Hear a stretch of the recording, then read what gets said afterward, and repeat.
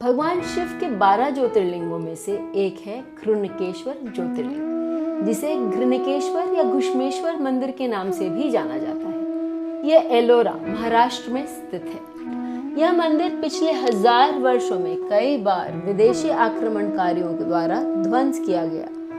वर्तमान मंदिर का निर्माण 18वीं शताब्दी में इंदौर के महान मराठा शासिका अहल्याबाई होलकर ने करवाया था। उन्होंने भारत के सैकड़ों मंदिरों का जीर्णोद्धार करवाया। लाल पत्थरों से बना यह छोटा सा मंदिर ज्योतिर्लिंग मंदिरों में सबसे छोटा माना जाता है, लेकिन इसकी महिमा अद्वितीय है। चलिए अब सुनते हैं इस ज्योतिर्लिंग की उत्पत्ति की कथा। शिव पुराण के अनुसार देवगिरी पर्वत के निकट सुधर्मा नाम के एक पुण्य आत्मा ब्राह्मण रहते थे। वे भगवान शिव के परम भक्त थे और नियमित पूजा पाठ करते थे। उनकी पत्नी सुदेहा एक धर्मपरायण स्त्री थी जो उनकी सेवा में लगी रहती थी। दोनों को लंबे समय तक संतान प्राप्त नहीं हुई। एक दिन सुधर्मा ने ज्योतिष गणना से जाना कि उनकी पत्नी कभी मां नहीं बन सकती। सुधर्मा को इस बात से कोई दुख नहीं हुआ क्योंकि उनका मन शिव भक्ति में लीन था। उन्होंने सुदेहा को समझाने की कोशिश की, लेकिन वो बहुत दुखी हो गई।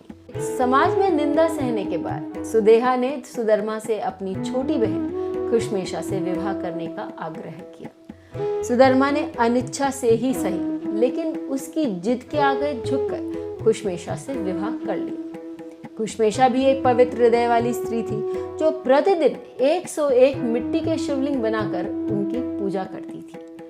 भगवान शिव की कृपा से कुछ समय बाद उसे एक सुंदर पुत्र की प्राप्ति हुई। सुधर्मा और घुश्मेशा खुशी से झूम उठे, लेकिन सुदेहा के मन में धीरे धीरे ईर्ष्या पनपने लगी। उसे लगने लगा कि अब घर में उसका कोई स्थान नहीं रहा। सब कुछ घुश्मेशा और उसके पुत्र का हो गया है।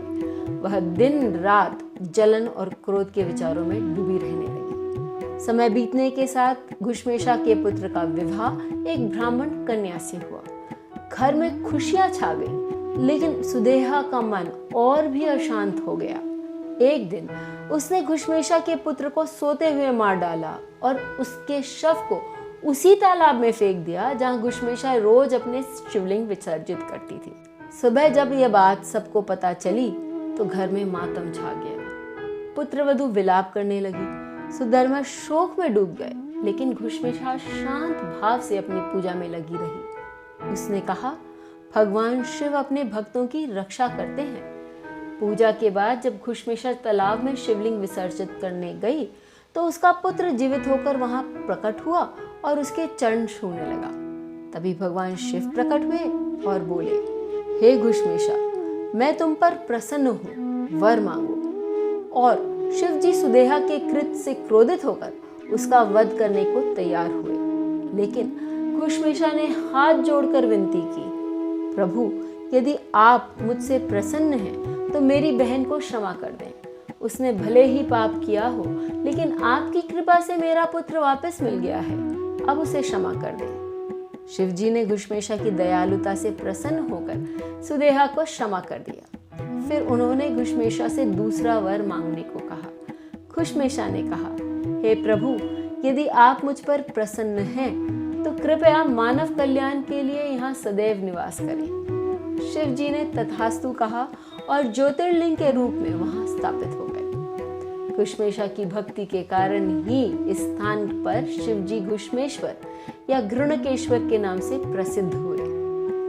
और अब बात करते हैं इस मंदिर की एक अनोखी परंपरा की। यदि कोई भी पुरुष गर्भगृह में प्रवेश करना चाहता है तो पहले उसे अपने ऊपरी वस्त्र, चाहे वो शर्ट हो, कमीज हो, जैकेट हो, कुछ भी हो, उतारने होते हैं। यह नियम केवल इसी ज्योतिर्लिंग पर लागू होता है।